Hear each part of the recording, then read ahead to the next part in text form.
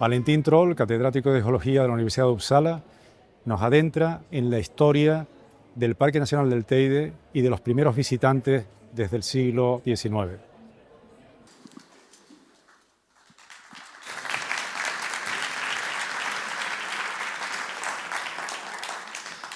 Thank you. Can you hear me? Muchas gracias. ¿Se me escucha bien? ¿Sí?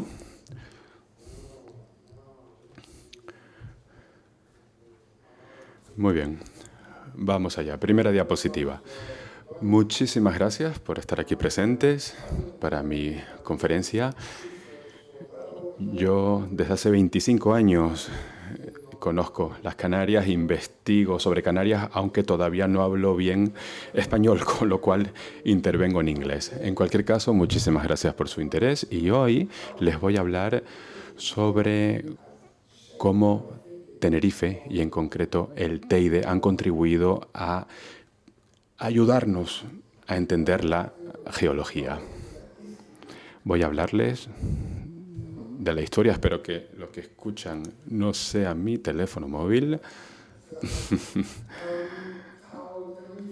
Como les decía, cómo Tenerife ha determinado nuestra comprensión sobre los volcanes. Eso viene de atrás ya, de las primeras investigaciones. Voy a hablarles de algunos ejemplos y también de ciertas ideas sobre lo que hacemos a día de hoy. Y al final les mostraré algunas diapositivas sobre proyectos actuales de investigación con fondos de la Unión Europea y utilizando el Teide como laboratorio natural. El Teide no es tan peligroso como otros volcanes, eso para empezar. Está claro que es un volcán activo y que podemos aprender de él. Bien, el Teide fue conocido durante mucho tiempo como un punto de referencia en el océano. Sobresale por encima de las nubes más de 3.700 metros y eso era una referencia para los marinos. También tenemos crónicas sobre las diversas erupciones del Teide, desde Alexander von Humboldt, cuando tuvo conocimiento del Teide. En esa época se escuchaban rumores sobre el hecho de que se podía morir uno abrazado en el cráter por la cercanía al Sol. Alexander von Humboldt tuvo conocimiento de las erupciones de 1704, 1705, 1706 y 1798. Y en ese momento él quiso, con sus propios ojos, ver y estudiar el volcán Teide. Los viajes en aquella época eran mucho más lentos que a día de hoy. Tienen algunas imágenes aquí. Y cuando von Humboldt llegó a la isla, quiso resolver algunos dilemas de la época. Esto es, determinar la altura exacta del Teide, que aún se desconocía. Luego también determinar cómo se formaban las rocas basálticas desde la precipitación oceánica, como defendían algunos, o bien a partir de las erupciones volcánicas. Y también le interesaba cómo cambia la vida vegetal con la altura, con la altitud. Este es un intento de determinar la altura del Teide por Charles de Borda en 1776, empleando un método trigonométrico, y de hecho fue bastante preciso para la época. Y luego llegó Alexander von Humboldt, que esencialmente revisó las mediciones de Borda. Aquí ven las cifras en los años 1800. Es una compilación de mi colega Juan Carlos y quien les habla. Y como pueden ver, las mediciones variaban con el tiempo y al final se determinó la altura de 3.713 metros.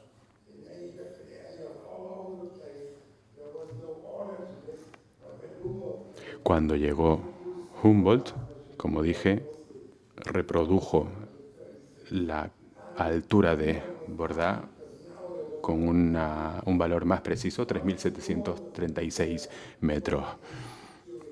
aunque él era consciente de que no debía atribuirse el éxito. Y él mismo decía, esta cita que les pongo aquí, hay 3 fases en el descubrimiento científico. En primer lugar, la gente niegan la verdad, luego niegan que es importante y al final atribuyen el descubrimiento a la persona equivocada. Con lo cual, diciendo esto, von Humboldt reconocía el mérito de su antecesor, Charles Baudot.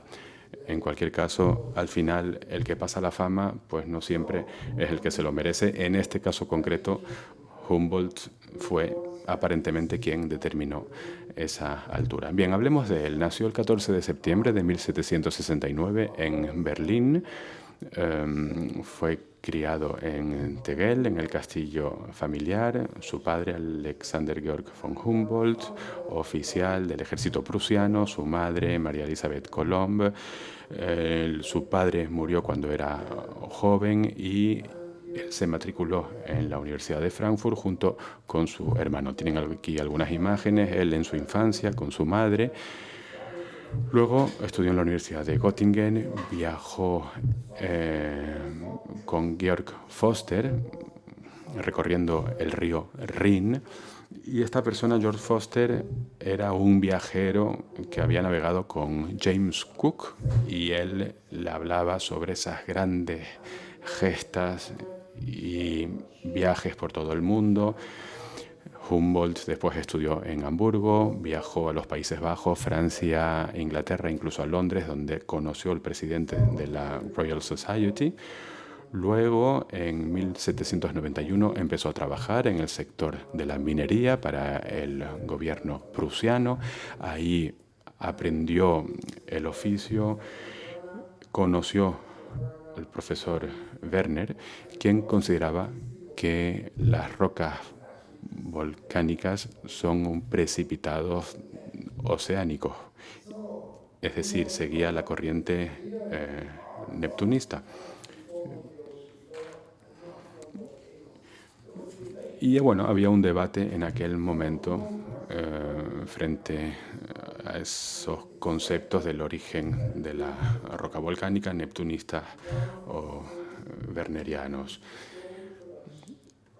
Siguiendo con su trayectoria vital, trabajaba en las minas de oro en concreto, donde él trabajaba, se multiplicaba la producción de oro por 8, publicaba sus observaciones sobre mineralogía, botánica de las cuevas. También viajó por Austria, por Suiza. Ahí aprendió mucho sobre geología. Luego muere su madre y hereda la fortuna familiar junto con su hermano. Es el momento de emprender viajes. Le llevó algo de tiempo prepararse y llegó el momento en el que en 1796 inició su gran viaje desde ese año hasta 1799. Ven aquí el mapa, donde empieza aquí, lo ven en el puntero, baja aquí a las Islas Canarias, prosigue su viaje en el norte de Sudamérica, Centroamérica e incluso conoce al presidente de Estados Unidos en América del Norte y regresa. Y nos centramos en esta primera parada, por supuesto, aquí, en Canarias y en Tenerife.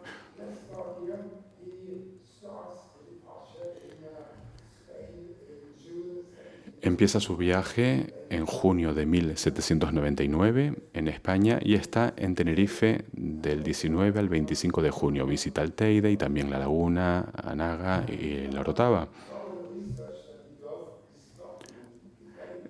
Toda su investigación está documentada, muy meticuloso, y también tiene una agenda social muy apretada. Le invitan a cenas, eventos. De hecho, tuvo en algún momento que cancelar uno de esos eventos porque tenía que seguir el viaje. Bien, llegó hasta la cima del Teide y avanzaba a lomos de una mula y al final, bueno, llegó en este caso a la cumbre del Teide y desde ahí podía disfrutar de las vistas del mar de nubes, podía estudiar la vegetación. A día de hoy, por supuesto, es mucho más fácil llegar hasta la cima. Espero poder mañana yo llegar mediante el teleférico, sin duda, mucho más cómodo y rápido. Humboldt también tomaba muestras, también tuvo conocimiento de una cueva de hielo que se empleaba para extraer hielo y que se empleaba en el Valle de la Orotava y que también se comercializaba. A Humboldt le fascinaban los cambios de vegetación con la altura. A partir de los 2000 metros de altura, la vegetación cambia totalmente con respecto a la vegetación bajo esa cota. Realizó estudios, constató esas diferencias, al igual que las coladas de lava que las estudió tenían un punto de origen, mientras que si la roca volcánica sería un precipitado del mar, toda la zona estaría cubierta de lava, y no es el caso, porque las coladas de lava emergen desde el pico del Teide y se diluyen a lo largo de las faldas del Teide de manera puntuada, y por eso el origen volcánico procede de las erupciones. También estudió las lavas negras y igualmente su estudio determinó que el origen no era oceánico. Ven aquí la última erupción, lavas negras, 1150. Pueden ver el recorrido de la lava y el cono aquí en el centro, muy joven, la cumbre del Teide. Hablaremos más en detalle. Y Humboldt estudió esta imagen para entender realmente el volcán y como origen de la roca volcánica en lugar de un precipitado de origen oceánico. Determinó igualmente que las masas forestales cambiaban a medida que ascendemos. Ven aquí la corona forestal de pino y cómo en un momento determinado dejamos de ver la vegetación. También tiene que ver con la humedad y el mar de nubes, un fenómeno que también estudió Alexander von Humboldt. Ven aquí en He sees that there's a change in vegetation with altitude, and he understands that it's linked to the clouds. So within just a few days, he makes this richness of observation, and he's able to link these things together. And this type of thinking will become stronger and better when he goes to America, but he really practiced here on Tenerife. And some of the later observations are effectively copycats from his understanding in Tenerife. And of course, he finally also notes that there's a lot of agricultural possibilities at low altitude in Orotava, for example. And this is his summary, where he draws Orotava hasta la cumbre del Teide, y aquí ven algunos grabados donde refleja los diversos patrones de tierras agrícolas, la corona forestal y ya la ausencia de vegetación a partir de una cierta altura en la cumbre del Teide. De hecho, también determinaba la altura en cifras para cada franja de vegetación. Como les decía, también determinó la altura total del Teide, al igual que muchas otras observaciones. Cuando llegó a Sudamérica, también determinó la existencia de esa franja, de ese mar de nubes, en este caso en el volcán de Chimborazo, en Ecuador, una altura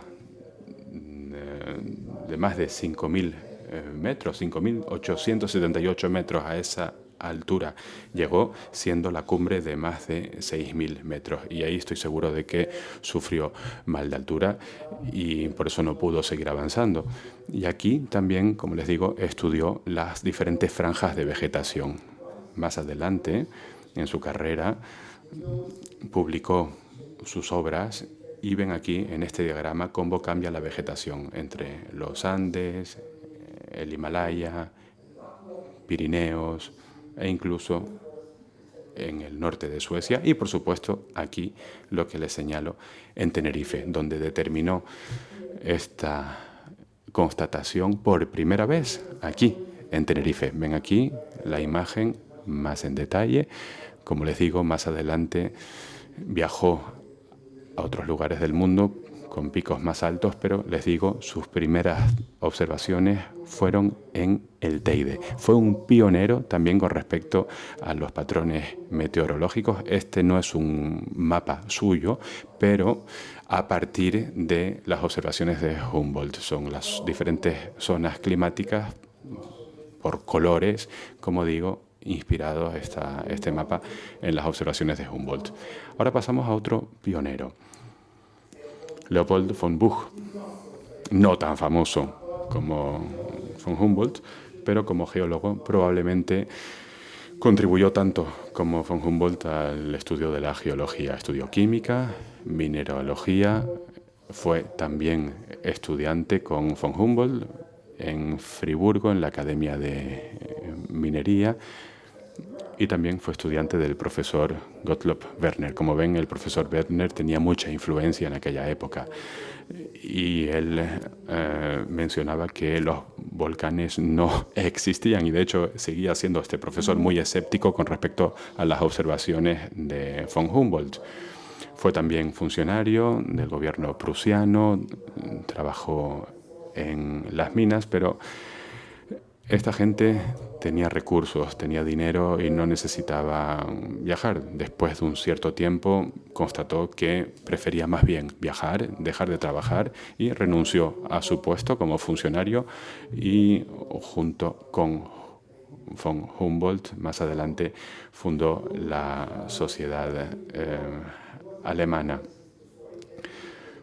Estuvo en muchos lugares antes de llegar a las Islas Canarias y antes de ello ya era un geólogo experimentado gracias a sus viajes en Italia, en Escandinavia, Austria, por ejemplo, y luego ya recaló en Canarias. 1815 llega a Canarias, llega a Tenerife, a La Palma igualmente, y viaja con un amigo noruego, Christian Smith. Ven ahí una imagen a la derecha. Ven también el retrato de von Humboldt y se interesaban en la vulcanología, la estratigrafía y cómo nacen las islas y su geografía y geología. Viajaron entre islas, no entro en detalles, pero en fin, también realizaron un viaje a Madeira, luego, bueno, Madeira en primer lugar, luego Tenerife, después a otras islas, Gran Canaria, de vuelta a Tenerife, a la Orotava, luego a La Palma y al final también a las Islas Orientales. Lanzarote. Aquí realiza descubrimientos importantes, que por ejemplo los volcanes siguen una línea. No hablaba del rift como tal, del dique o una estructura dorsal, pero su contribución es muy reveladora. Ven abajo a la derecha un mapa y luego aquí también ven una cierta alineación de los volcanes, no tan clara abajo, sí mejor en la imagen del centro que es suya. Les hablo de La Palma, del Teide. En La Palma, por ejemplo, descubre la caldera de Taburiente, al igual que las Cañadas en Tenerife, y constata que es un fenómeno que se reproduce por igual en diferentes islas. Son cráteres elevados. Se crea un cráter levantado y lo define así, como caldera, un término que se sigue empleando a día de hoy en todos los textos de vulcanología, aunque tiene un significado ligeramente diferente a día de hoy. En cualquier caso, este es el mapa, su mapa, en el que pueden observar la caldera aquí en el centro, el dique hacia el sur y, como saben, aquí se dieron las principales erupciones históricas en La Palma. También realizó dibujos desde el nivel del mar, como lo pueden ver aquí. Realiza esos dibujos, por supuesto, desde Tenerife. Estuvo también en Las Cañadas, ahí dibujó, como pueden ver, el edificio volcánico del Teide. Realiza estudios, comparaciones y constata que existen diferentes características compartidas con otros volcanes, como por ejemplo el Etna, y se acuña el término de caldera y así lo describe en sus descripciones. Ven aquí el dibujo de von Buch, impresionante cómo reproduce adecuadamente el paisaje real, que en aquella época no era tan sencillo, sin los medios necesarios. Ven aquí su dibujo y ven ahí esas calderas, esos cráteres elevados. Aquí ven esos dos cráteres elevados, el mapa de Tenerife a la derecha, a la izquierda mejor dicho, y aquí ven el cráter elevado según las observaciones de Leopold von Buch. Ven aquí algunos de sus esquemas. También constata que deben ser volcanes que erupcionan. De esa manera se pueden explicar las diferentes capas y aquí tienen un modelo simplificado de cráteres elevados. Aquí tengo algunas de sus citas. Visita el cráter y habla del hecho de que el cráter es una solfatara de vapores sulfurosos que se liberan casi por doquier, ya sea a través de la cima o la zona exterior. También habla del hecho de que diversos conos pueden elevarse a poca distancia por encima del mar de lava, y luego también describe los diques a las dorsales. Y von Buch no solo estudia las calderas, sino también investiga los cráteres, el vulcanismo de las islas, oceánico, el colapso vertical. Por ejemplo, tenemos el modelo de Tenerife, sin duda, pero también el concepto de caldera de von Buch, donde el término actual es algo diferente al que acuñaba él en su origen, puesto que a día de hoy la caldera se define como un colapso vertical.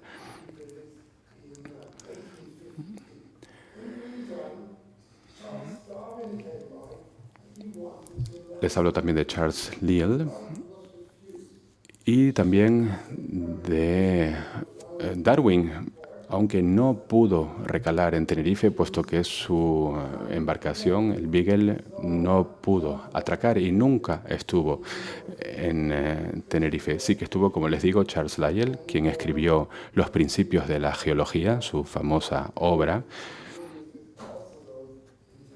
y muchos de sus experimentos tuvieron lugar también en Tenerife. Estuvo igualmente en Madeira, en otras de las Islas Canarias, y viajaba acompañado de Georg Hartung, también un famoso viajero de la época, quien realizaba unos dibujos excelentes. Les mostraré algunos.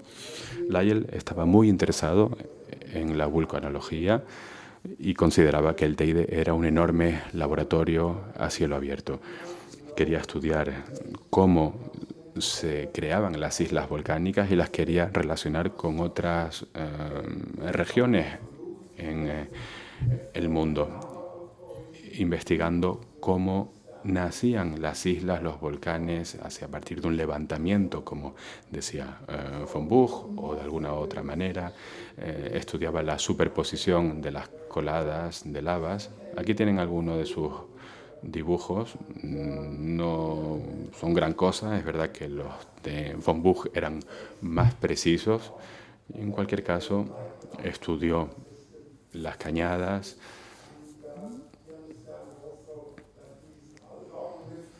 y entendía también que se trataba de sistemas de volcanes alzados, al igual que el Etna, por ejemplo. Exploró las cañadas, que aún no se entendía del todo cómo se había creado, y describía las capas geológicas y las pruebas de erupciones repetidas a lo largo del tiempo. Estos no son dibujos de Lyell. Él tenía otras cualidades, pero no era precisamente el mejor de los dibujantes, mientras que George Hartung, su acompañante, sí que era muy bueno. Ven aquí las cañadas, ven aquí la lava desde Pico Viejo y, por supuesto, aquí el edificio del Teide. Y ven aquí una imagen a día de hoy. Increíble el parecido entre la foto real y los dibujos. Bien, ¿cuáles fueron los logros de Lyell? Entendía la naturaleza gradual del cambio geológico. Entendía las escalas de tiempo que se requerían para que las islas volcánicas se crearan y se erosionaran también, y que los volcanes también determinan la superficie de la Tierra según fuerzas constructivas y destructivas. Tenerife es la isla más grande del archipiélago canario. Ven aquí una vista desde el oeste hacia el este, viendo también el lecho marino. Ven que no hay mucha profundidad entre Tenerife y La Gomera. El resto de islas son más independientes. La mayoría de las erupciones volcánicas históricas han tenido lugar en La Palma, otras menos en Tenerife y, por supuesto, también algunas en Lanzarote. Pero la actividad vulcanológica principal ocurre en las islas occidentales, que son islas que siguen creciendo. Y esto nos lleva a la hipótesis que manejamos a día de hoy. No todo el mundo la acepta, pero la mayoría de los investigadores sí la afirman. Esa teoría es que las islas nacen siguiendo una alineación. De hecho, las islas orientales están más erosionadas, son más antiguas, mientras que las islas occidentales son más nuevas, más recientes. La mayoría de la actividad vulcanológica a día de hoy se da en las islas occidentales, donde hay una mayor presencia de magma. Si pensamos en términos de una placa que rota, que se desplaza, ven aquí este esquema, Madeira, los volcanes submarinos, aquí en Canarias y también en Madeira, y podemos, a partir de este esquema, con una simple rotación, podemos realizar una reconstrucción de la placa tectónica y del surgimiento de los volcanes. No es algo preciso, pero nos da la idea de que existen puntos calientes que condicionan el nacimiento de las islas. Esas plumas del manto, la pluma del manto fija y la corteza que se desplaza. Bien, aquí ven los volcanes más antiguos de Anaga y de Teno y el escudo central en torno al Roque del Conde. Así ha nacido Tenerife con 3 volcanes de escudo y ahora las Cañadas central y más adelante el Teide, posterior a las Cañadas. Son volcanes que determinaron la orografía de la isla a lo largo del tiempo. La isla de Tenerife tiene estos tres diques rifts como el logotipo de Mercedes, así lo veo yo. Y ven aquí los diferentes diques hacia el sur, este, oeste. Y esta es la realidad geológica de la isla. Son volcanes que tienen un crecimiento acelerado y que pueden también dar lugar a corrimientos de tierra hacia el océano. Y es lo que ocurre en Tenerife. Tenemos corrimientos más antiguos aquí en torno a Orotava, también el Valle de Güímar, y luego también otros corrimientos, otras coladas de lava en torno a las cañadas, más bien hacia el oeste. Pero son tiempos geológicos que son muy, muy lentos. En nuestra generación las probabilidades de constatar estos corrimientos de tierra son ínfimas, pero claro, a lo largo de millones de años, en términos geológicos, sí que se pueden constatar, y también en otras islas como Hawái, Cabo Verde, etc. Ven aquí estas zonas de rifts, de diques, también en el Hierro, en Hawái, como les decía, mayor densidad, una mayor coloración roja. Esto lo vemos aquí, por ejemplo, en el noroeste, y las fumarolas en toda esta zona que contribuyen al corrimiento y a las coladas de lava. También tenemos las erupciones volcánicas que se reflejan aquí en Arafo, Fasnia, de Fuentes en 1704, 1705 a lo largo del dique del norte, y también de Teno en el noroeste, Boca Cangrejo, Chingero, Garachico de 1706, desgraciada en el dique, pero aquí la lava se deslizó hacia la costa. No obstante, sigue siendo una erupción en el dique, en la dorsal. Aquí también tenemos el volcán de Arafo.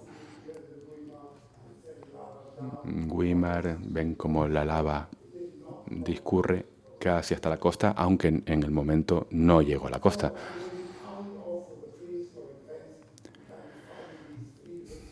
Tenemos estas dorsales también prehistóricas, y el principal corrimiento se sitúa entre los dos rifts principales. Los ven aquí a la derecha, y ven aquí cómo las coladas descendieron a ambos lados. Se considera que cuando el magma presiona, la dorsal puede forzar la salida de materiales, y eso puede provocar también las coladas, y es lo que hemos visto en la Orotava o en otros lugares. Son grandes coladas. Como ven, hay muestras en todas las islas.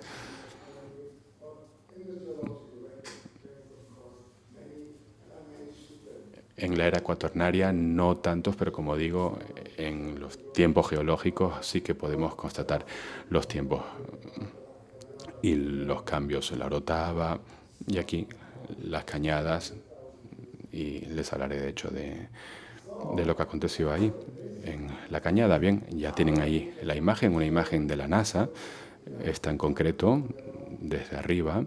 Ven aquí las cañadas del Teide. Desde los días de Von Buch hay controversia con respecto a la definición de la caldera, y en concreto con respecto a la caldera de las cañadas. Hay quienes dicen que es una caldera vertical, otros hablan de un colapso lateral. Yo creo que hay validez para ambas hipótesis, porque aquí podemos ver un colapso vertical, pero si vemos volcanes como el Etna, existen diferentes cráteres y podemos considerar que en las cañadas se dieron también colapsos verticales en ciertas localizaciones. También tenemos aquí los Roques de García, entre los cráteres colapsados.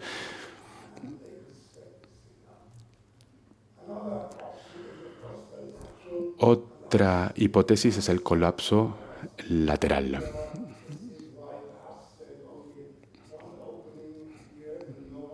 Quizás aquí en el norte, en la pared del sur. Y si vemos la imagen submarina, ven ahí el borde de la cañada de la caldera de las Cañadas, el Teide, y luego ven ahí esa colada enorme submarina y ese bloque enorme que se sumerge. Eso demuestra que puede haberse dado un colapso lateral. Se han realizado cálculos. Aquí ven la parte submarina, que puede ser hasta de 41 kilómetros cúbicos.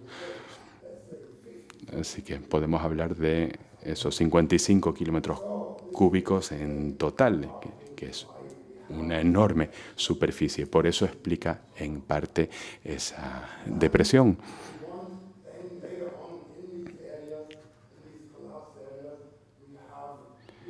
En estas áreas colapsadas nacen nuevos volcanes. Ahí es donde el Teide creció, nació en el interior de la caldera. Es joven. El Teide es el elemento geológico más joven que corona la isla. Las calderas determinan formas muy características y aquí tenemos una de las grandes preguntas. ¿Qué aspecto tenía el volcán que precedió al Teide? Ese volcán primigenio que colapsó, ya fuese de manera vertical o lateral, o primero de manera vertical y luego lateral. ¿Qué aspecto tenía ese primer volcán antes del Teide como lo conocemos a día de hoy? Bueno, tenemos algunas evidencias. Tenemos los Roques de García aquí, que nos pueden dar una idea de lo que había ocurrido aquí en Bocatauce. Podemos tener una idea de cómo el magma y la lava se comportaban en el interior de ese primer volcán, o bien la catedral en el interior de la cañada.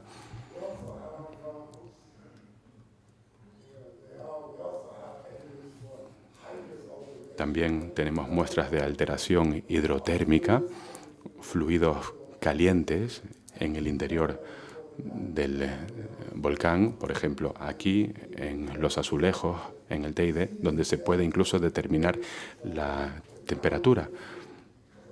Lo vemos, por ejemplo, cómo se levanta el suelo, no solo por la lava, sino por los fluidos calientes. Si hacemos una reconstrucción, aquí vemos un enorme volcán, seguramente mayor que el Teide que conocemos a día de hoy, el volcán de las Cañadas, que podría haber llegado hasta 4.000 metros de altura, pero colapsó hace, claro, millones de años.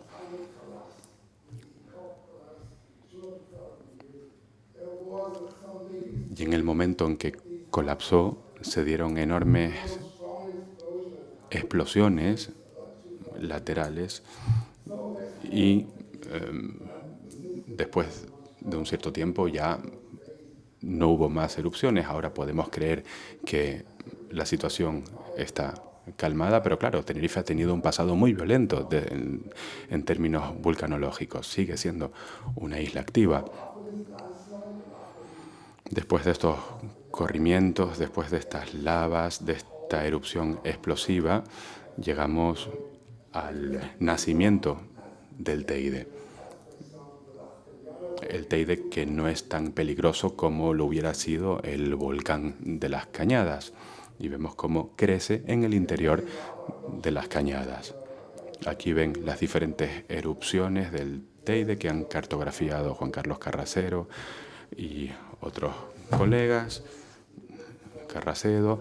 Ven aquí las diferentes coladas en el norte de la isla, en el noroeste. Tenemos también, por supuesto, el Pico Viejo. Muchos estudiantes consideran que es un volcán más antiguo, pero no es antiguo. Está junto al Teide y por tanto no es tan antiguo como se piensa. Algunas ideas sobre el cono del Teide. Ven aquí el viejo volcán y luego aquí el nuevo cono en la cúspide. Viene de la erupción de las lavas negras que se deslizan por aquí y esta es la zona del nuevo cono. Y este antiguo cono, el que señalo, precede la última erupción.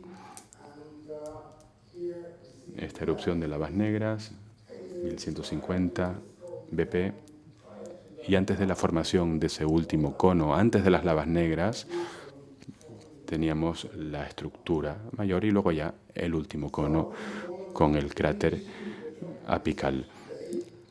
Entonces, la investigación a día de hoy, a partir de las descripciones de von Buch, a partir de los experimentos de von Humboldt, queremos seguir estudiando el Teide y cómo se ha formado, siguiendo la era geológica.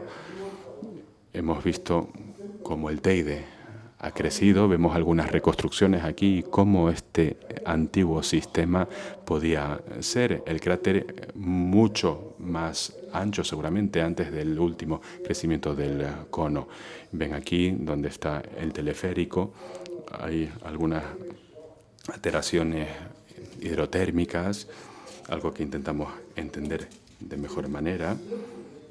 A lo mejor esto se ha sellado con un nuevo cono. Tenemos que estudiarlo. El año pasado, en concreto, realizamos diferentes estudios con estudiantes también de doctorado.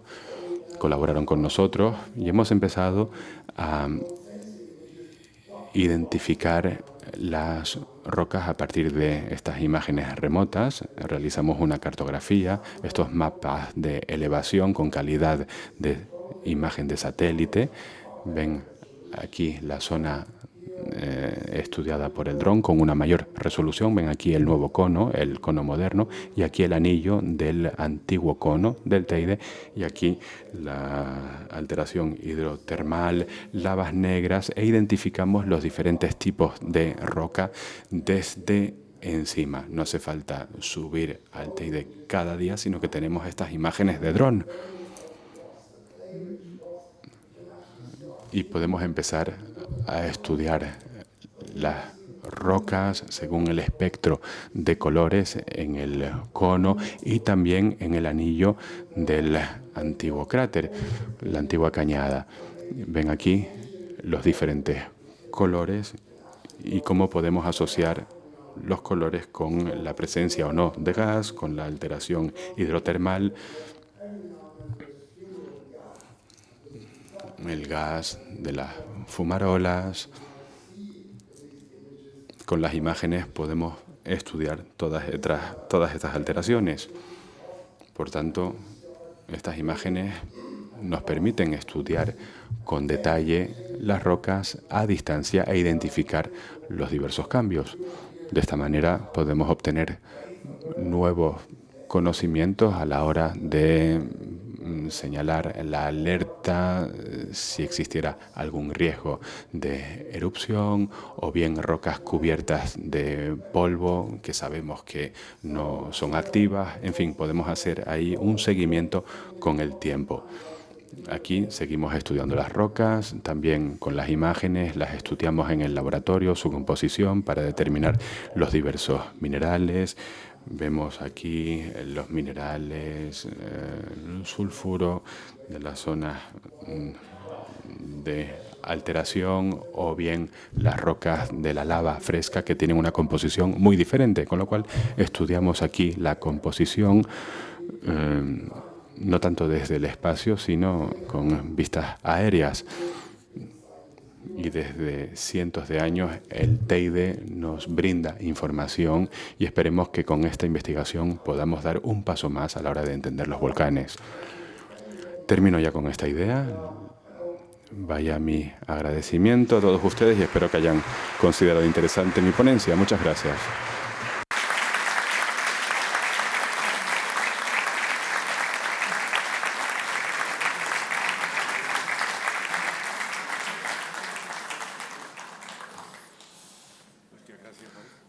Thank you.